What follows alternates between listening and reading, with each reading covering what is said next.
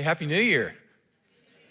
Man, what a great start for us, the new year. We get to do communion together. We get to commission our missions teams. We're at the end of the completion of the building phase of our welcome project. For those of you who are here with us in person, you get to experience that awesome new foyer area out there. And I'm so glad that you're here to begin your new year with us. So thanks for coming and being part of this. I'm really thankful and excited that we get to experience this together. And we're kicking off our year together with a sermon series that we're calling The Welcome Project. And if you've been with us, you know that from the moment we started talking about this new space out here, we've called it The Welcome Project.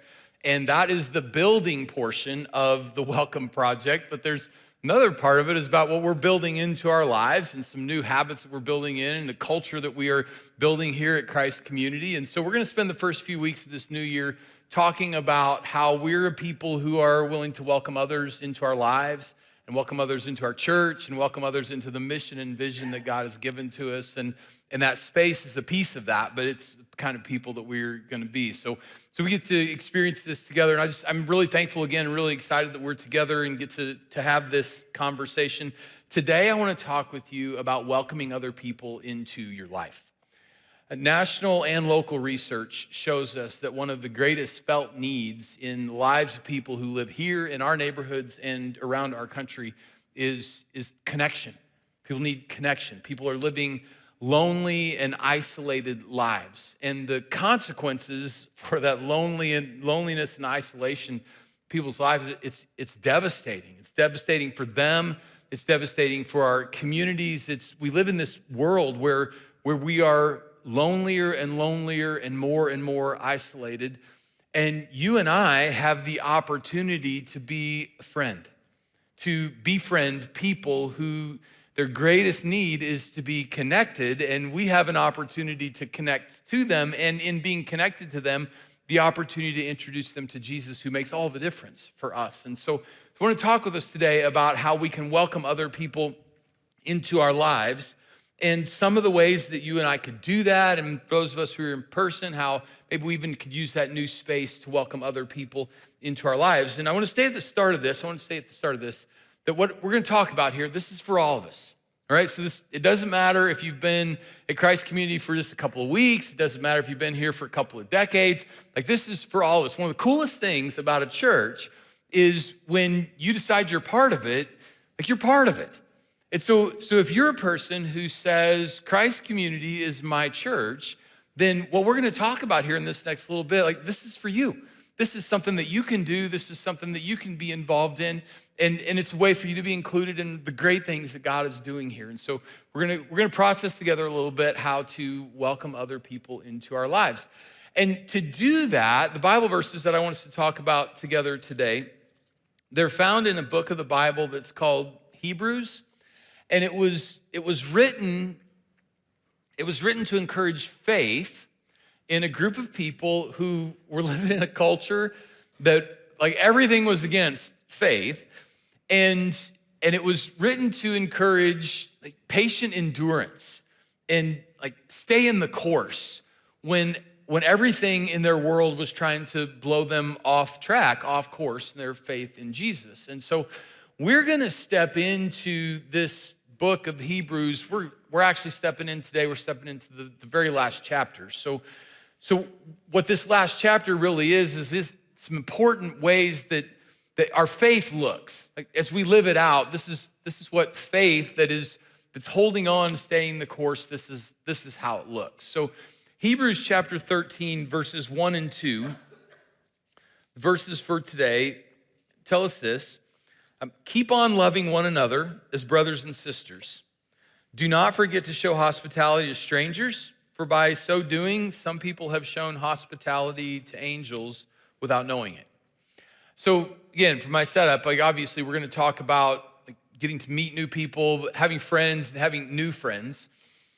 So back in 2008, a pastor named Larry Osborne wrote this book that's called Sticky Church. And in Sticky Church, he gives this, I think it's an awesome illustration. He talks about how each one of us we're like a Lego piece. If you guys heard this illustration, we're all like Lego pieces, and each one of the little connector pieces on a Lego is like our capacity for meaningful relationships. And I have some friends who like to say that, well, I only have one connector on my, and like none of us have just one, all right? God made all of us with more than one. But some of us have, like 3 or 4, and some of us have 7 or 8, and some of you are like the big pieces that the whole things get built off of, right? You have capacity for many, many relationships. So we're all like a Lego piece. And each one of those Lego pieces, each one of those pieces, those connectors, it signifies like your capacity for a meaningful relationship.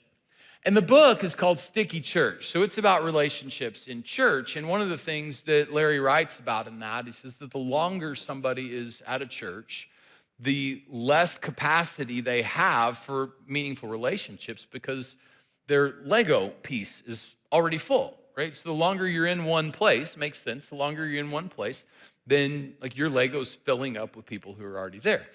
So that was back in 2008 that Osborne wrote this book. And one of the things that I think it's accelerated in our culture, I think it was present in our culture back in 2008, but I think it's accelerated in our culture now is we're all still like Lego pieces, but we have also started filling up those relational connectors with our stuff and with experiences, and they're not just relational connecting pieces anymore.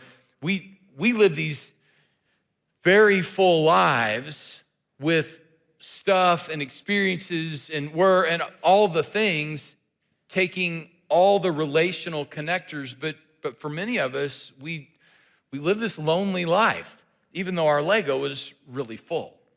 And so if that describes you, if that partially describes you, I think you've got a couple of options at this point. The first one is you can just kind of look at it and say, well, I guess this is the way it is, right?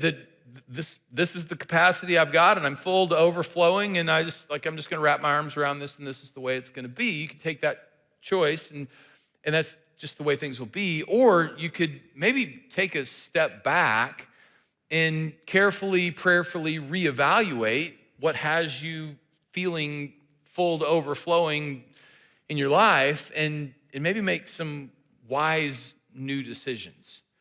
And I think these verses that we're considering today would nudge us towards stepping back and reevaluating how and why our Lego piece is so full and whether it's full of the right things.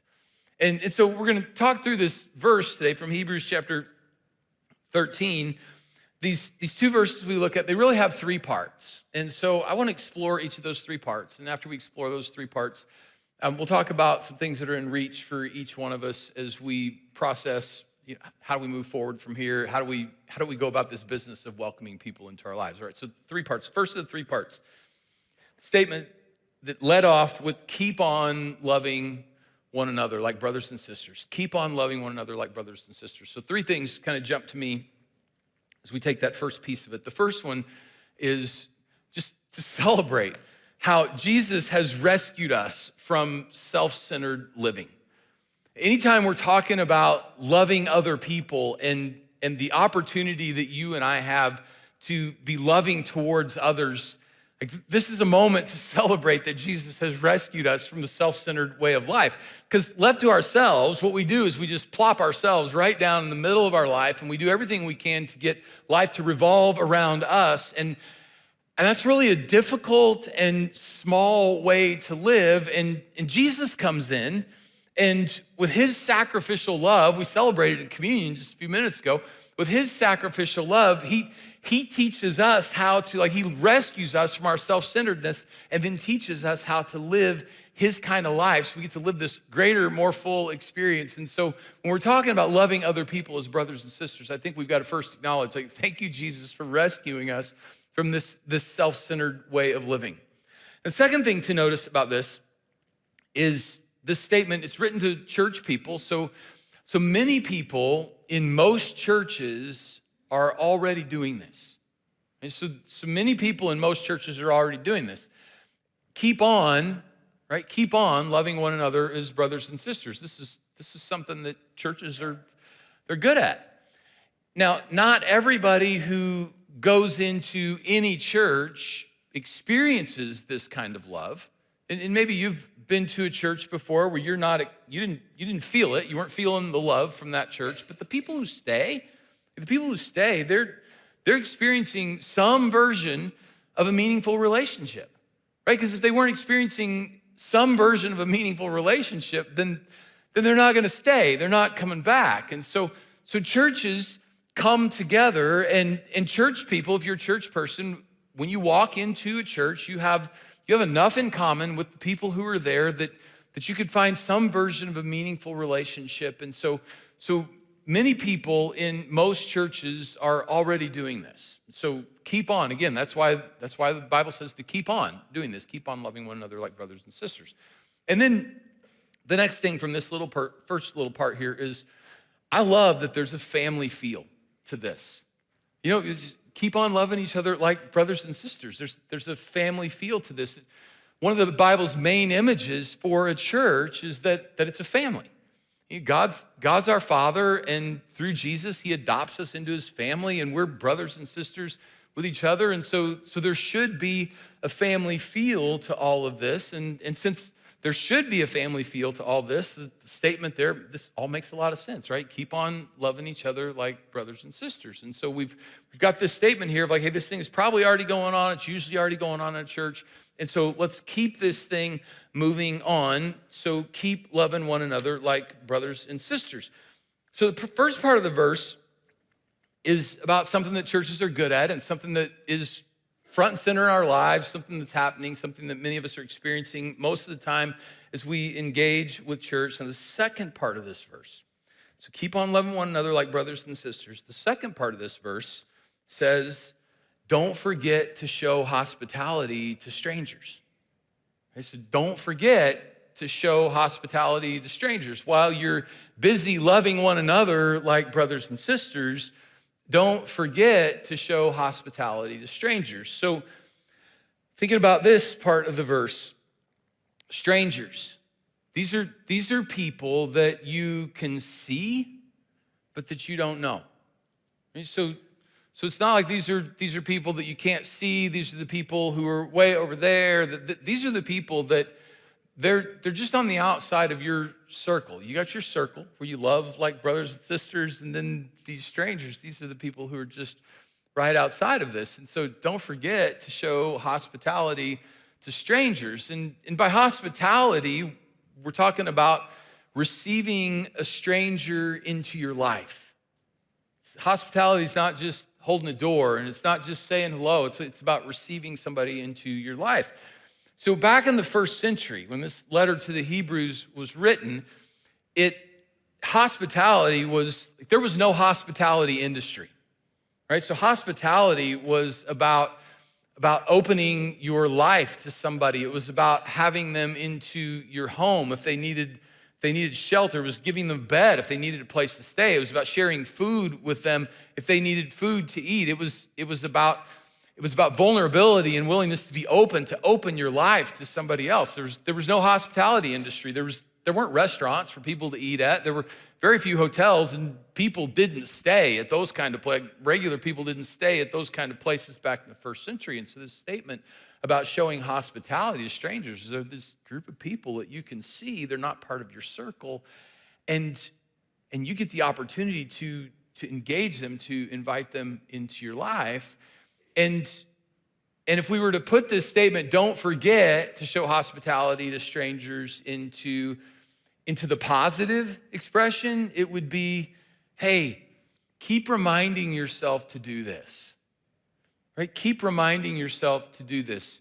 You're good at showing brother and sister kind of love to one another. That comes pretty naturally to us. We're right here front and center in each other's lives.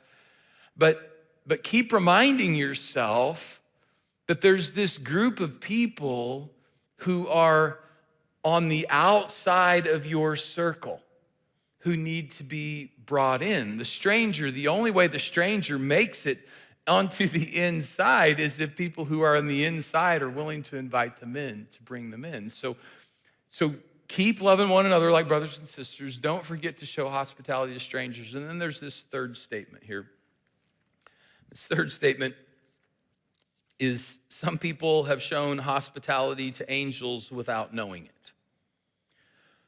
Okay, so in the Bible, there is one instance that I'm aware of, can find in the Bible, where a human being showed hospitality to angelic beings. That's Abraham, way back in the first book of the Bible in Genesis, and connected to that in Genesis chapter 18 and Genesis chapter 19, Abraham's nephew Lot. All right, so in the Bible, there's one instance that I can find where a human being has shown hospitality to what turned out to be angelic beings. And we're gonna look at that in just a minute.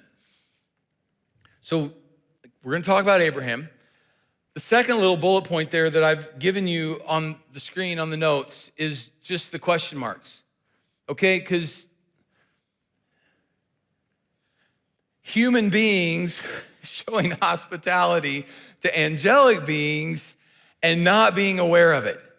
So if you're a church person like me and you've heard this story, you've heard this verse and you know this before, and that kind of statement just rolls off your tongue, and it's like, oh yeah, this is how, if you're new to this and your mind is sort of blown by this thought that maybe that there's angelic beings really and they engage with us in some way, and there's a way that you and I could be engaged with it. If that blows your mind, like this little statement here that we're just kind of rolling into blows your mind, can I just tell you, it blows mine too, all right? So I just think we ought to stop and recognize that a human being could engage in hospitality towards an angelic being and not know it. And to me, that is just this, like that's an astounding concept. And I think when you hear that, you kind of have to decide what kind of person you're gonna be in the moment. If you're gonna be a skeptic, and it would be totally understandable, especially about a statement like this. If you're gonna be a skeptic and be suspicious about that and wonder if that kind of thing could really happen, or boy, it's hard to believe that kind of thing could really happen. Like that would be totally understandable. So you could decide to be a skeptic and you just kind of take the stance of like, I'm not gonna believe this till I see it. Or you could decide, I'm gonna be a person of faith. I'm gonna be a person of faith. And because the beauty of being a person of faith is there are some things that you don't get to see until you believe them, right? And so this might be one of those things that you just don't get to see until you believe it. And I'll tell you about me.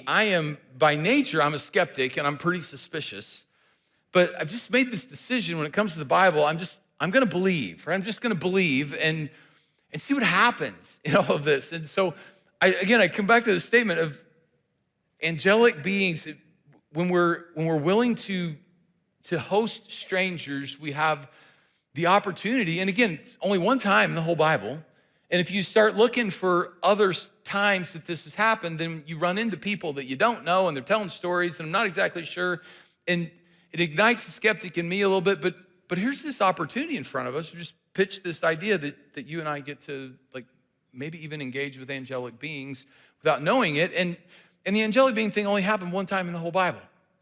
But the people of God being open to strangers being part of their lives, that happened all the time. And what happens when the people of God are open to strangers being brought into their lives, an angel is at the base level, like the definition, an angel is a messenger of God. And so you have the opportunity, I have the opportunity to welcome a messenger from God into my life, whether it's angelic being or a human being, and God's message towards us is blessing and goodness. And so by being people who are willing to show hospitality to strangers, we have this beautiful opportunity to receive the blessing and the goodness of God in our lives, like to receive that and to share the blessing and goodness of God with someone else. And so there's these three little pieces to this of just, it's kind of easy statements, but keep on loving one another, right? Because we're good at that. Keep on loving that. But don't get so wrapped up in that you forget to show hospitalities to strangers, because they're people that goodness and blessing of God in our lives, and they need that, and they'll bring it to us, and so we get to experience the goodness of God in all these things together. And so this little verse pulls us into all this. And so what I want to do is I want to move to Genesis chapter 18, to this encounter that Abraham had. Abraham's the father of our faith. He's the father of people of faith in Jesus. And it's this encounter that he had with these angelic beings. And so this is recorded for us in Genesis chapter 18. And in this, we're gonna see some ways, some attitudes, towards welcoming strangers into our lives. So Genesis chapter 18, starting in verse 1.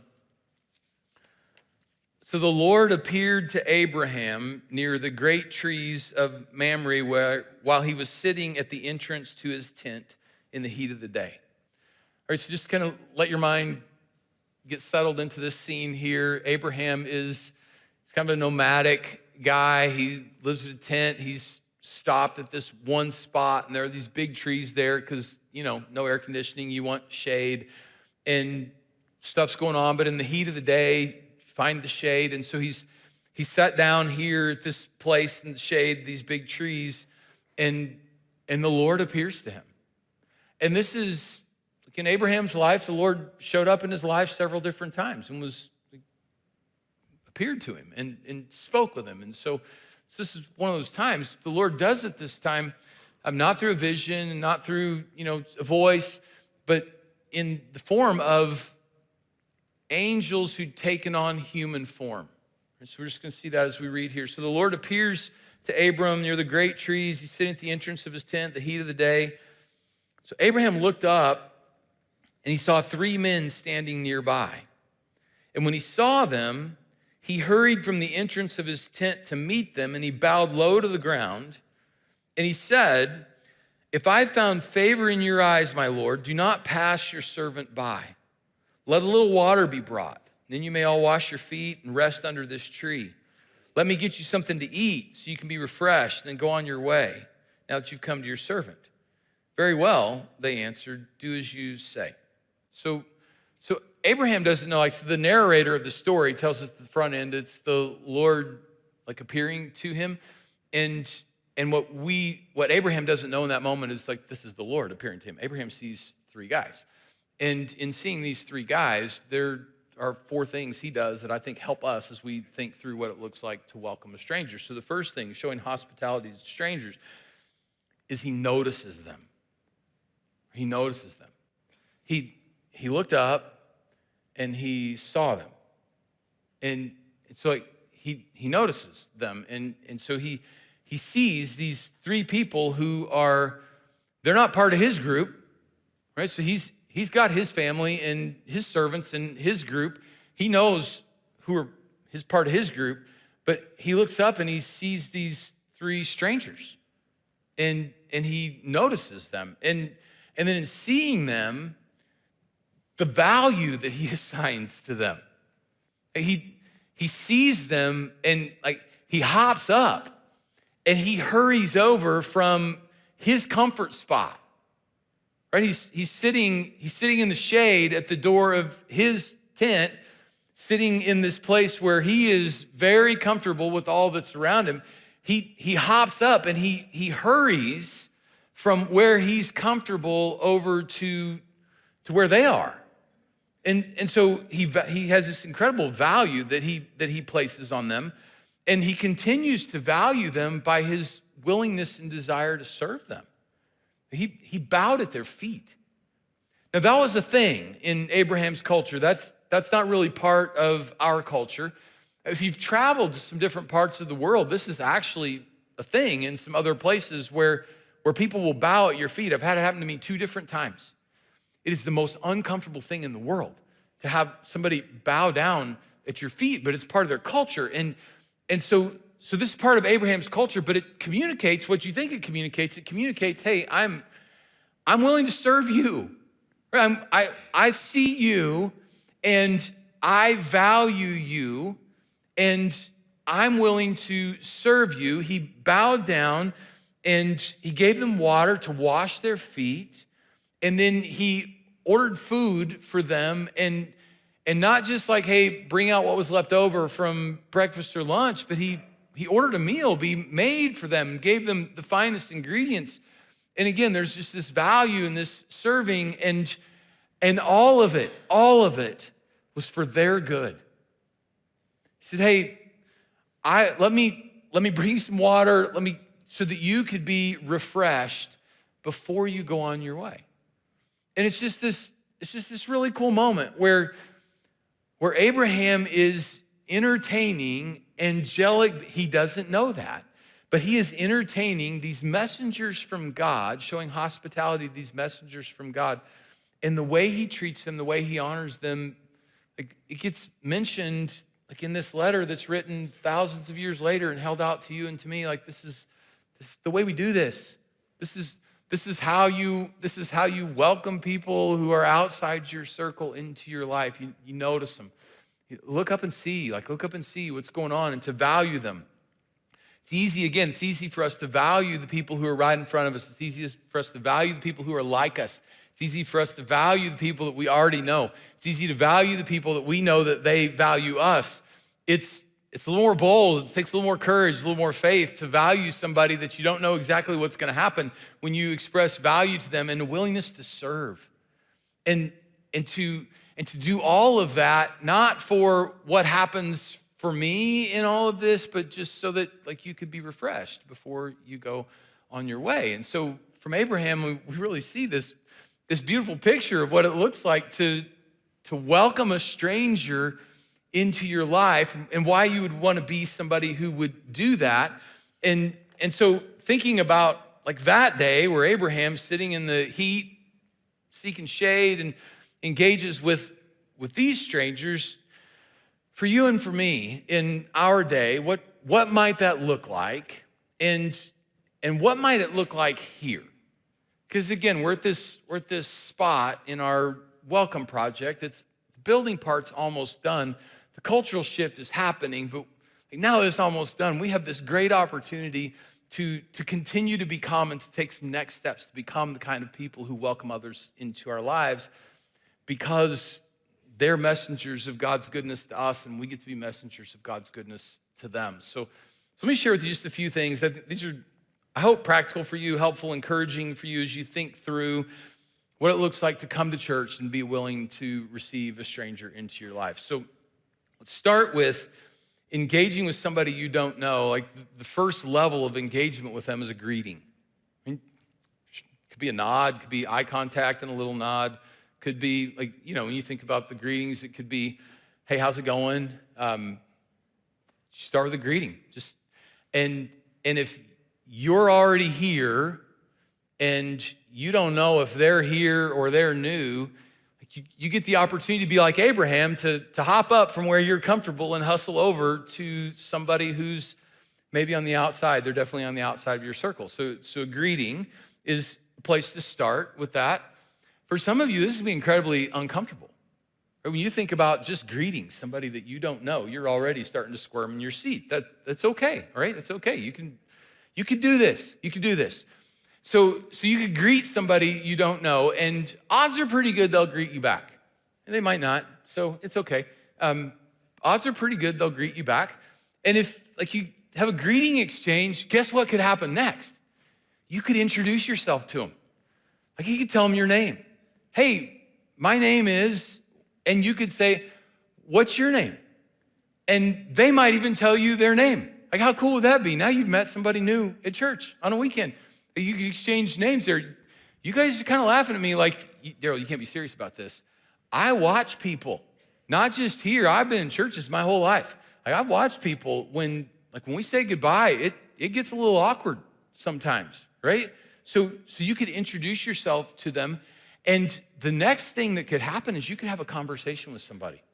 This is where it gets really uncomfortable. So I've given you a few things that you could ask somebody that you don't know, that are new to you, right? So you could ask them, how long have you been coming here?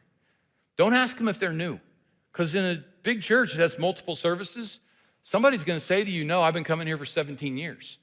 And you're gonna be like, well, I don't know what to say next, right? Because you're not new, and you've been here 17 years too, and you guys have never seen each other before. And now you've got this awkward moment. How long have you been coming here? And if they tell you, hey, it's my first week, then awesome. You know where to go from there. And if they say, I've been coming here 17 years, you could say, oh, me too. We must go to different services, right? So we could have that conversation. How long have you been coming here? You could ask, what's your favorite thing about Christ Community? What's your favorite thing about our church? If you're new and you've been here a week or 2 weeks or 3 weeks, what's bringing you back? If you've been here all these years, what keeps you coming? Like, have a conversation about what's good. If you've been here, like, you could say, hey, what's the worst thing here? We could have that conversation too, but that really doesn't do anybody any good, right? So what's the best thing? What's your favorite thing? If you're meeting out there in the foyer and you meet somebody before you come in, like if you at the coffee shop and you're just hanging around and you meet somebody new, you work up the courage, you could ask them, say, what are you looking forward to in the service today? Who knows what the answer to that question could be? It could be something like, well, I'm looking forward to the songs we sing, or it could be something like, I sure hope Daryl has something good to say, or like it could be one of those kind of statements, or it could be like, I need hope. You could have an instantly deep conversation with somebody. That, what are you looking forward to in the service today?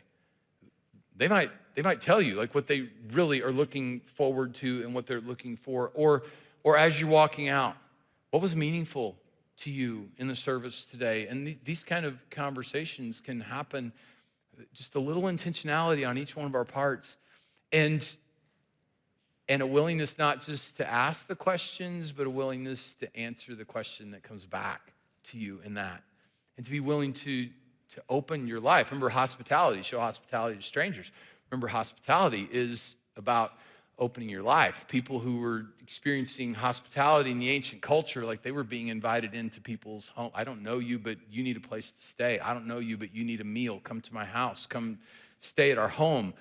Being willing to open your life to these people that you don't know yet. And so a conversation that could happen. And then the next thing that happens, and this is the home run, and this is for those of you who you've been here a little bit longer and you know some other people, when you're meeting somebody who's new and you've had a chance to have a conversation with them. The gold comes when you say, hey, like, could I introduce you to, and you introduce them to your friends and allow some meaningful connections to take place in people's lives. Because again, we live in a world, you and I live in a world where the greatest need, people's greatest need is connection. We live lonely and isolated lives. And we have the opportunity to be a friend and to befriend people. And in befriending them, we have the opportunity to introduce them to their greatest friend, who is Jesus. And so we get to be a church who keep on loving each other like brothers and sisters, but don't forget to show hospitality to strangers. Because as we do that, we get to minister and be ministered to God's goodness and God's blessing in our lives. So can I pray this for us? Just wrap all this up with a little prayer time. Would you bow your head and close your eyes with me?